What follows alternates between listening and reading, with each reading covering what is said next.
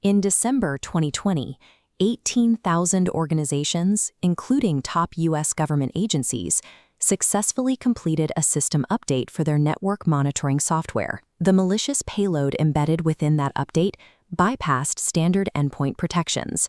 It escaped detection because the code carried a cryptographically valid code signing certificate from the vendor, SolarWinds. Once deployed, the attackers prioritized a specific objective: the theft of SAML token signing certificates from Active Directory Federation services.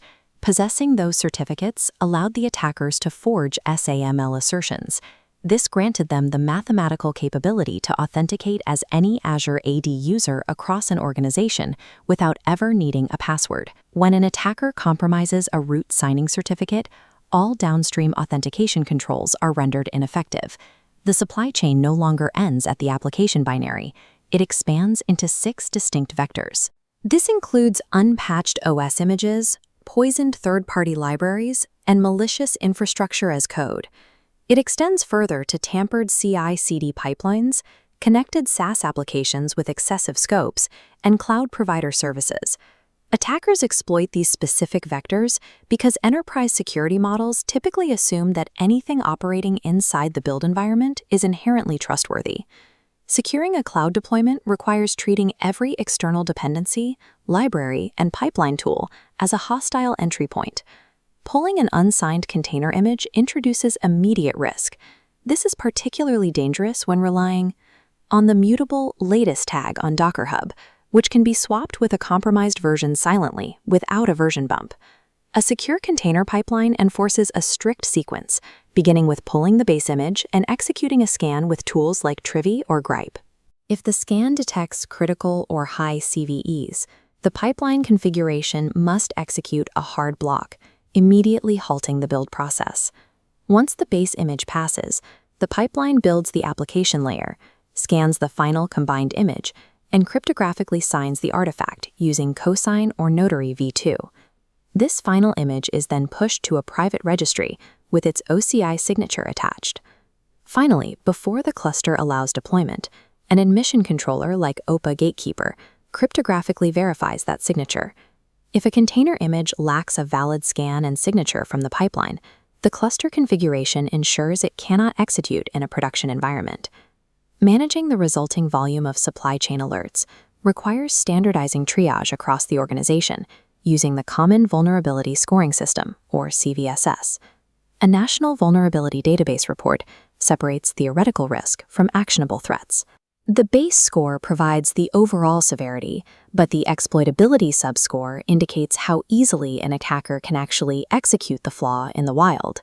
The access vector and authentication metrics dictate exactly how fast a DevSecOps team must respond. An unauthenticated, network-exploitable CVE demands immediate intervention. In legacy environments, mitigating a high-severity alert meant manually patching live servers in the middle of the night.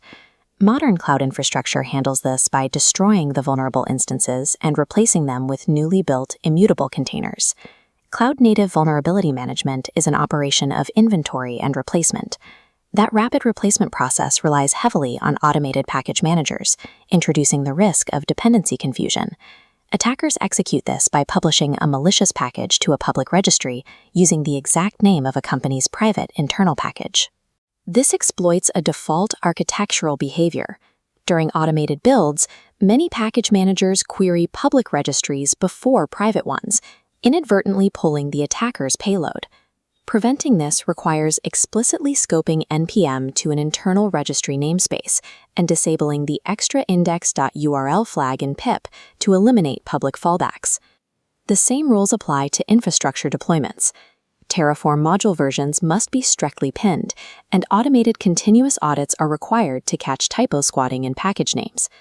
Unchecked automated dependency resolution is the most dangerous blind spot in a modern infrastructure build. Because the CI/CD pipeline executes these builds, it is the most critical infrastructure target. It holds root equivalent power to read secrets, modify state, and deploy code. Storing credentials in plain environment variables within this pipeline exposes them to any compromised build step. They must be isolated in cloud-native secret managers like AWS SSM or HashiCorp Vault. Production deployments require physical gating. Enforcing branch protection rules and mandatory manual approvals prevents rogue, autonomous commits from reaching live environments. When the pipeline integrates third-party GitHub actions, using standard version tags creates a risk if an attacker compromises the repository and moves the tag. Actions must be pinned to full-length commit SHAs to guarantee an immutable release. Additionally, long-lived static access keys used by the pipeline must be eliminated in favor of short-lived OpenID Connect tokens. If a pipeline is compromised, it has the authority to rewrite the environment from the inside out, rendering all downstream security controls entirely irrelevant. This erosion of internal trust extends to external software. Every authorized third-party OAuth connection functionally punches a hole through your corporate security boundary. The primary threat is the authorization scope. An integration granted excessive permissions can quietly exfiltrate massive organizational data without triggering standard network alarms. To govern this risk, DevSecOps teams deploy cloud access security brokers to automatically detect and block shadow SaaS deployments.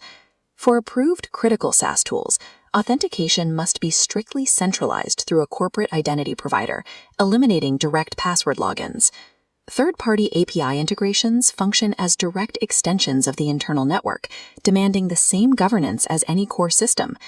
In modern cloud architecture, trusted software itself provides the most effective entry point for an attacker.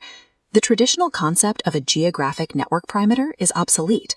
Cryptographic validation of identity and code signatures now serves as the absolute boundary. Yet, despite automation, human governance over cryptographic trust remains the ultimate fail-safe against supply chain subversion. Today's modern attackers don't break in. They use legitimate administrative authority to authorize their own movement from within. Without strict continuous cryptographic verification of the entire extended supply chain, an organization has no perimeter at all.